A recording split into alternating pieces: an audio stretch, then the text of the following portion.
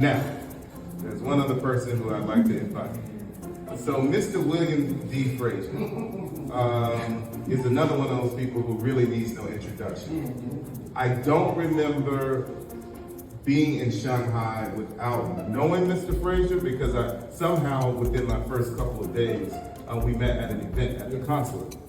I'll tell you that I thought coming to Shanghai as a black officer that I was going to have a big hill to climb to kind of create some things and get some things going.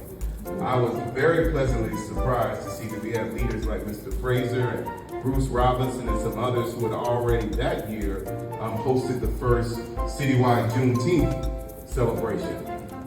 And so it was no surprise later, as we were having conversations about another celebration, that he said, well, actually, I have another idea on top of that. And that's just the kind of guy that he is. He has vision. He somehow, out of the clay, makes things happen. And he never gives up. And we're very, very fortunate to have William as a part of this community that really, really helped make today possible. So if we could please welcome Mr. William D. Frazier. You have already been told how Spofford, the Consulate, Harmony Art Gallery, Westbourne Fine Arts, but there's another organization that helped me to put this together. Joy Simon was key in making sure that I kept my head straight, because as you know here, it is not so easy. So if you don't mind, please indulge me for a moment. When I first came to China, it was in 2000 on a study abroad program while attending an HBCU, Savannah State University. And at that time, the only tall building in Shanghai was Jinmao Tower. There were only 4 metro lines. So one day while visiting Jinmao Tower, I saw this gentleman outside working on a window. And I asked the question, what happens with him once he finished that job?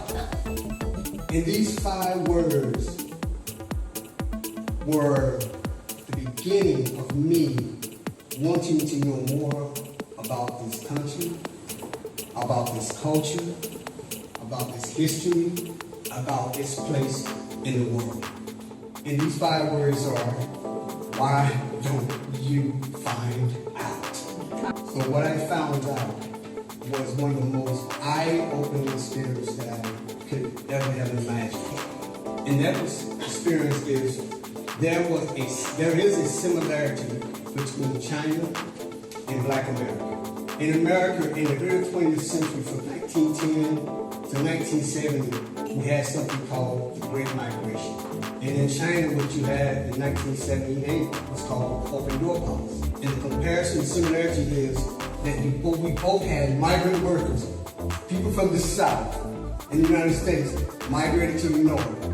Here we have migrant workers coming from the countryside, migrating to the city to build up the country.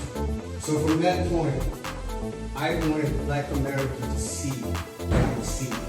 Because there were 3 events that happened there within a 10-year time period that really changed. Excuse me. Within a 10-year time period,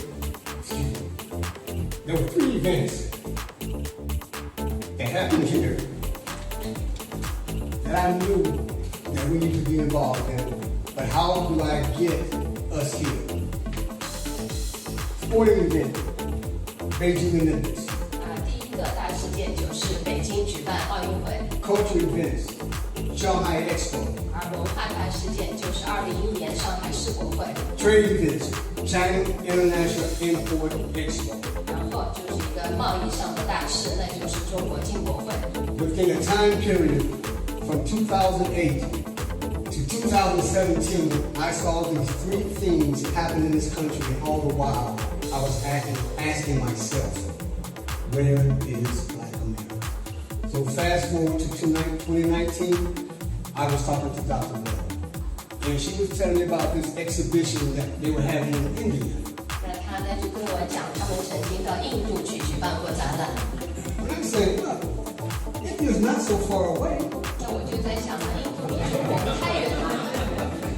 Let me see if I can get it to come here. And here again, those 5 words. Why don't you find out? And because of, like Jenny said, the Juneteenth celebration we had here in 2020, and they somehow we galvanized other individuals to have the first historic Juneteenth celebration in China.